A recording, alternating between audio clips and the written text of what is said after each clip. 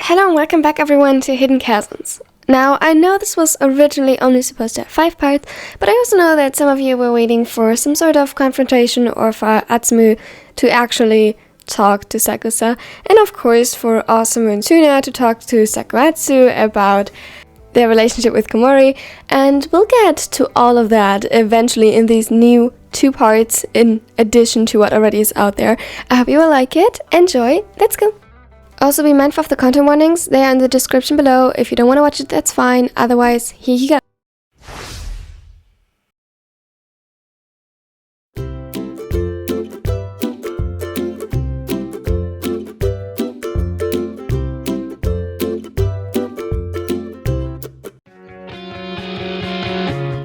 Have you ever had struggles finding good Haikyuu merch or anime merch in general? Because I for sure did. It can be hard. But this shop offers amazing merch. Like, I'm literally obsessed with the Haikyuu merch. They have the cutest hoodies ever. Now, if you want to get 10% off, click the link in the description. They offer me a collaboration, which is literally amazing. And you support my channel this way. So, win-win. Let's go.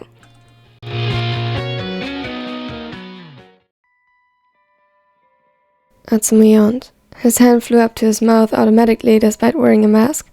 He shook himself, trying desperately to get the feeling back into his limbs and be more awake. Yesterday's training was brutal, and today gave him the rest. But in all of that, of course, they had forgotten to go grocery shopping. So here he was, at the end of a too long day, because his boyfriend could not be convinced to simply order takeout. Great. But at least Sakusa would do the cooking, so he guessed it was kinda fair that he forced him to go out to get the food. He would probably also clean the kitchen while he went shopping. Sakusa did that almost before every meal. Atsumu had observed him doing that more and more since he spent more time over at his apartment. Most of the time there wasn't much to do since Sakusa cleaned it so frequently, but the ace always found something he wasn't quite satisfied with. A small smile tugged at his lips beneath the mask as he imagined the concentrated frown on Sakusa's face when he inspected an already beyond clean surface. He didn't like it when it overwhelmed his boyfriend to the point it caused him distress, but seeing his laser focus on daily chores was endearing. Atsumu was so distracted by his daydreams that he almost missed the aisle with ramen he was supposed to get. He leaned onto his cart for support while browsing it for the kind and brand Sakusa liked.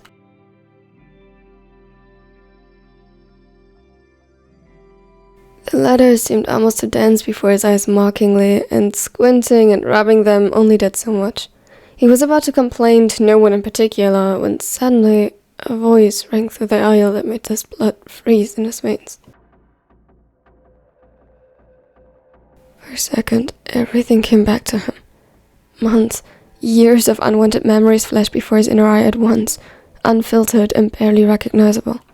But while he couldn't pick out a single event in the mess of colors and sounds, they all had one thing in common. He picked up on easily. A nerve-wracking, piercing fear that filled his veins, bore into his bones and the very core of his being. He knew this fear, and he knew it well. He had been conditioned to know it and to associate it with one person alone. Babe, come on. You know this isn't fair.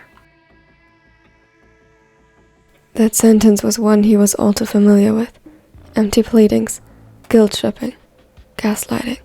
That man encompassed it all, and Atsumu suddenly couldn't breathe anymore.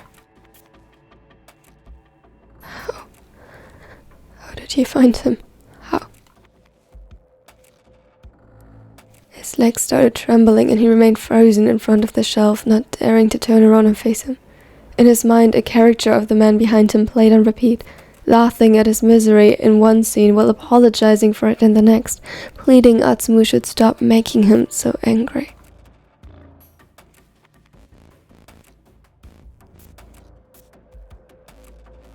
This said I couldn't breathe. He couldn't see. The shelf before him had completely given away to the memories, and he expected his touch any moment now, forcing him to turn around and face him. Of course, he was a public figure. Of course he could be found, but why here? He was supposed to be safe. It was just a random store, not the gym hall where his team would have his back, not the onigiri Miya where Atsumu wouldn't let anyone, least of all Yoshida, get close to him if he asked. He felt bile rising up in his throat as he fought to stand upright. He could barely feel his legs at this point, could barely make out the sounds around him. He clung with desperate strength to the cart, waiting for all his nightmares to replace reality when he would approach him. Why didn't he approach him?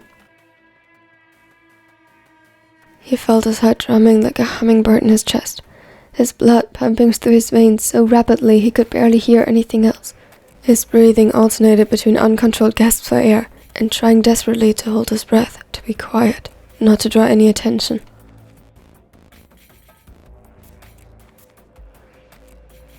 But that must have been in vain. He had seen Atsumu, hadn't he? Why wasn't he approaching? What sick type of game had he been roped into? Did he really know how to play Atsumu like a fiddle even after all this time? Had this not gotten better at all? He felt the despair slowly overtaking his thinking, and just wanted it to end. To crumble and lay down in a corner, to finally get it over with when... The steps left. Suddenly, his head snapped up, just in time to see Yoshida exit the aisle. He was on the phone. He hadn't talked with Atsumu. He hadn't noticed him at all. A sob clawed its way from his throat, and immediately he clasped his hands over his mouth to prevent any more noises from escaping. He slowly stumbled backward, cart long forgotten, his eyes fixated on where Yoshida had left. He couldn't breathe. The mask wasn't helping, but maybe, just maybe, it saved him. Yoshida probably didn't recognize him with the mask and under the hoodie. He clung to it, and after a few painful seconds turned around and ran. He couldn't feel his legs. His lungs burned, and upon leaving the store he stumbled into things more than once, but he didn't care. He ran.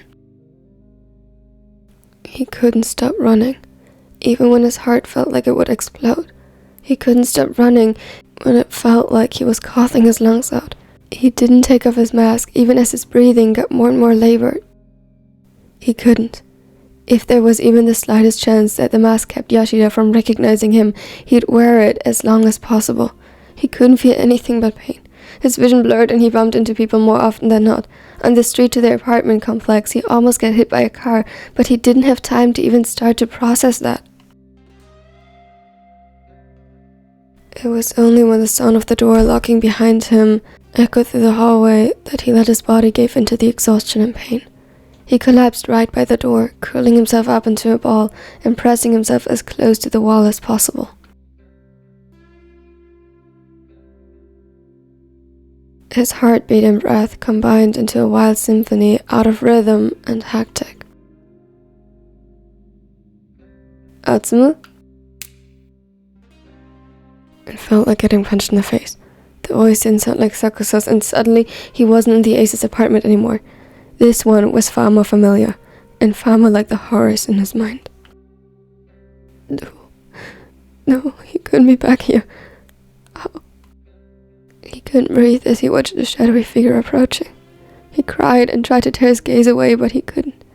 The images flickered before him between Sakusa's tidy apartment and the hell he had lived in before.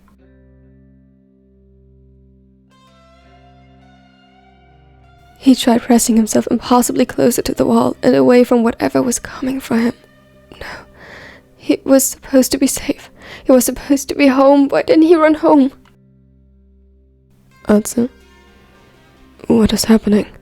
How can I help? Sakusa's voice was calm, forcibly so. For just a second, the image before him flickered and the flashback gave away to his very real, very concerned boyfriend. He did run home. He was home.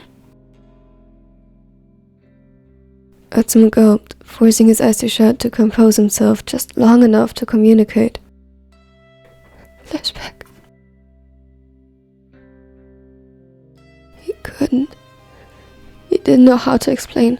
He never told Sakusa what happened or how to deal with him when he got like this. He needed something to ground him, but Sakusa probably wouldn't even touch him with a stick like this, drenched in sweat and shivering like a leaf. okay. Okay. It isn't real. You are safe.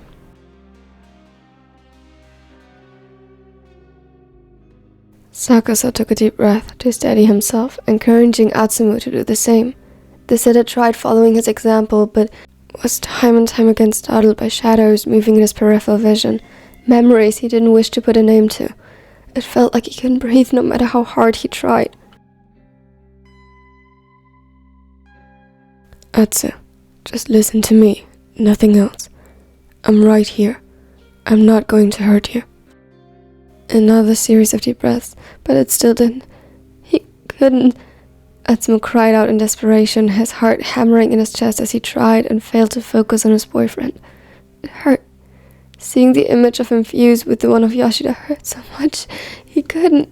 It's okay. Can I touch you? He kneeled before him at an arm's length. Part of him reacted to the request with fear, panic. The simple thought of touch could send him into a frenzy, but there was a difference. A difference he clung to desperately. Yoshida never asked. Atsumu nodded frantically, and as much as he could, stretched out a hand for Sakusa to grasp. He did. At first, his touch burned. Atsumu's brain easily provided the pain he expected, but when Sakusa squeezed it, it was gentle, not painful. His touch was warm and soothing, not forceful as the memory. Slowly, the illusion gave way to reality. Everything was blurry, and the shadow still taunted him, but the image of his boyfriend before him became more clear. He focused on him, and nothing else, just like Sakusa asked, and just like that, his breathing slowly calmed.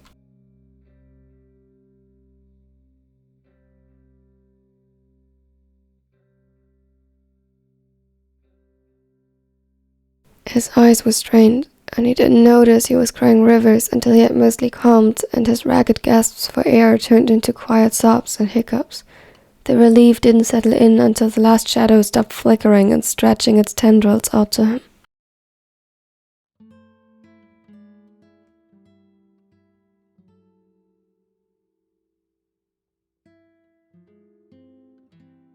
Slowly, very slowly, he collapsed against the wall, his muscles giving out on him. He felt thoroughly exhausted, more than any practice could ever invoke. He still couldn't breathe properly, but when Sakusa reached out to remove the mask, he flinched away.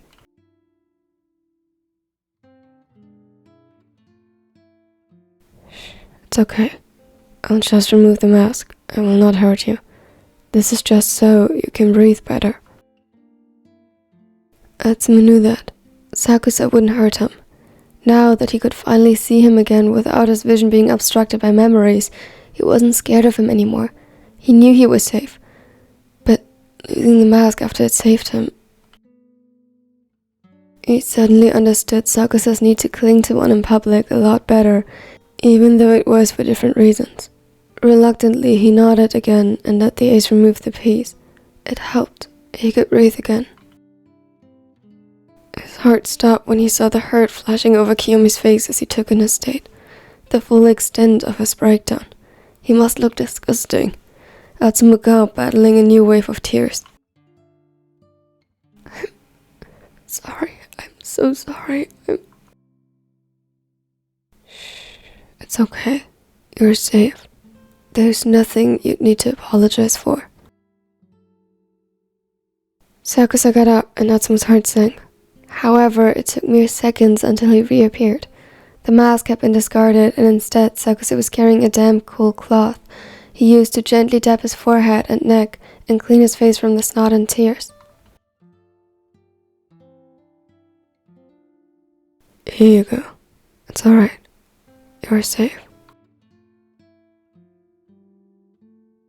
Atsumu had not yet found his voice again to tell him that he could do that himself, and not a lie, and that Sakusa didn't need to make himself uncomfortable when he was already pulled to his feet. He was a bit unsteady, but without regard to his still sweat-drenched clothes, Sakusa made him lean on him and supported Atsumu until they reached the bathroom. I'm sorry, but I have to... and you...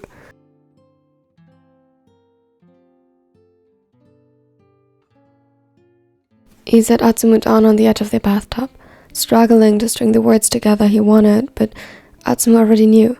He knew Sakusa tried to stay strong for him, but he needed to shower and that Atsumu got tidied up as well. He didn't even expect him to last this long. The setter nodded slowly and tried to free himself of his shirt. I'm really sorry, Atsumu. I should take care of you out and foremost, but you did.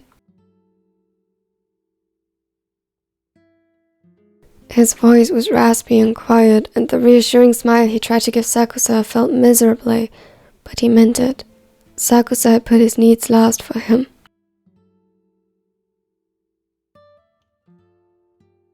I can wait with the shower until you're done with the bath. Atsumu shook his head. He saw how uncomfortable his boyfriend was already. They had seen each other naked plenty of times. What difference would it make?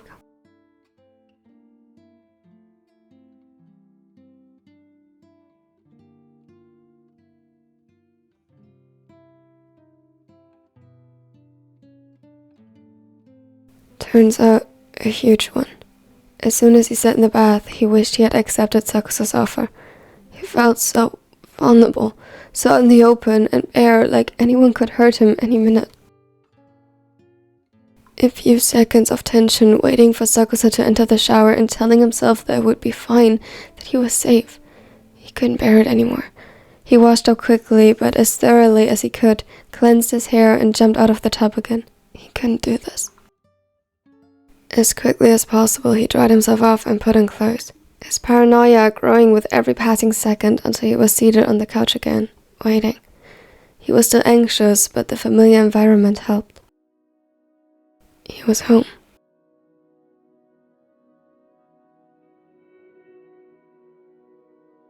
Atsumu? By the time Sakusa stepped into the living room, Atsumu had plenty of time to chew on his nails and make up one worst-case scenario after the next about the spiker's reaction. Kiyomi, I'm so sorry. I thought I could handle it, but I felt so exposed. I couldn't. If you need me to shower again, I will. I'm sorry. Atsu, calm down. It's alright. Why didn't you say so? I thought I could. Really. I swear, I thought it would be fine. I promise I'm not lying. I know that you're not lying. Don't worry. It's alright.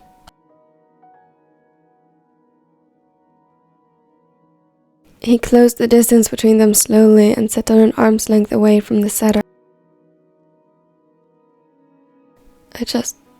You looked so uncomfortable and I didn't want... I really thought it... Atsu, it is alright.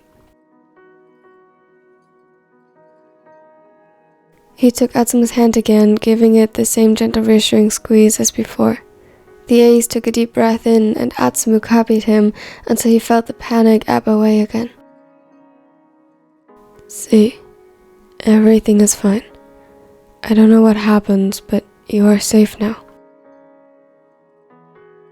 Atsumu gulped around the sudden lump in his throat, but instead of managing to say what he intended to, fell forward and let himself be pulled into Sakusa's arms.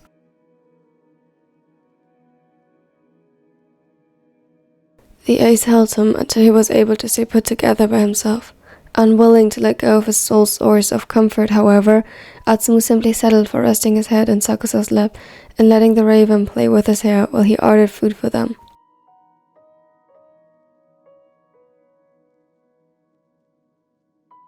He didn't even know what it was until he heard the door unlock. For a brief moment, panic pumped through his veins once more, but Sakusa, upon realizing the sudden tension in his muscles, immediately reassured him. Don't worry, it's just Motoya.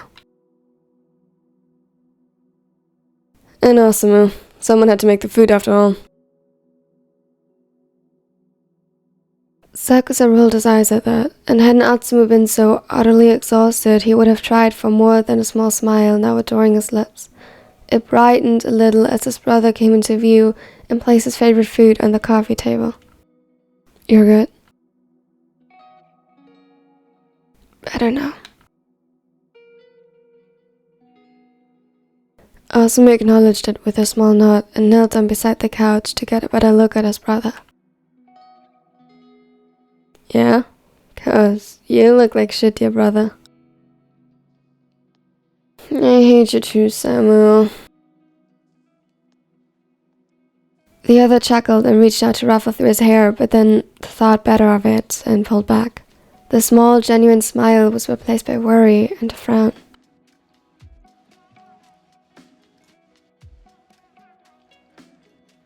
What happened? Your panic attacks again?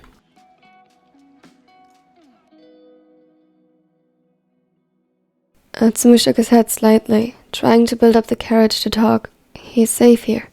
There's nothing he'd have to worry about, he is. He said something about flashbacks. A small sound like from a wounded animal echoed behind them. Probably from a Komori. The libero was too empathetic for his own good. But even Atsumu flinched, his face twisting. He turned to the blonde again, a serious expression on his face. Why now? What triggered it?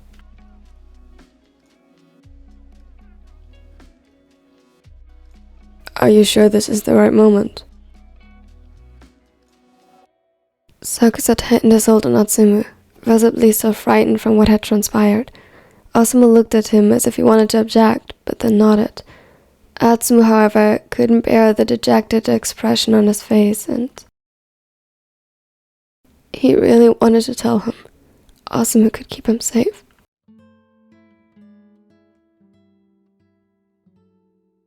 He needed him to know. He was there. At the grocery store. He was there.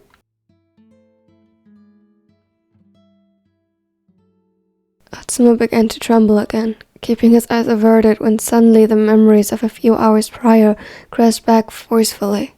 Sakusa looked at him confused while Asumu's eyes filled with absolute murderous intent. The ace's eyes widened and he stared at the younger twin in shock. What did he do anything? I swear if he even so much as looked at you, I'll... Atsumu shook his head weakly, hiding against Sakusa again.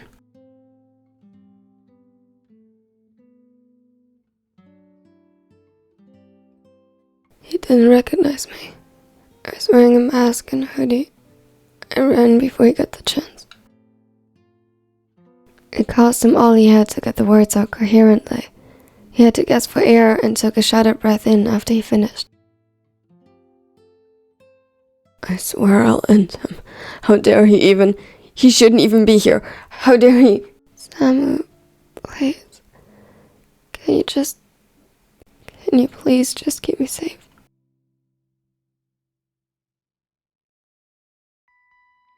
He looked at him through glassy eyes and saw the pain reflected in his brother's. Pain that desperately searched for a target. But he relented, this time ruffling his hair softly before getting up.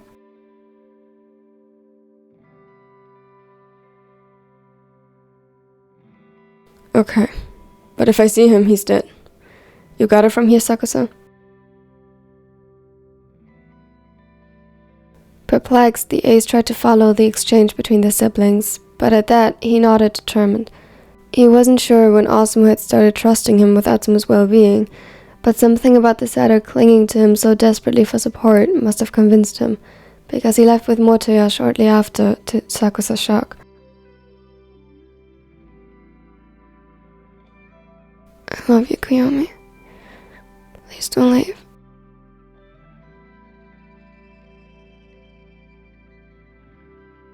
Never.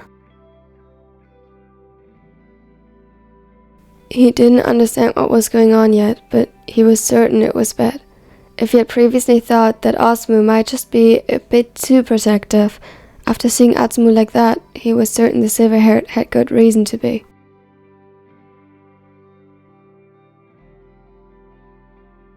And he would gladly help him put whoever did this to him in their place, 6 feet under to be precise.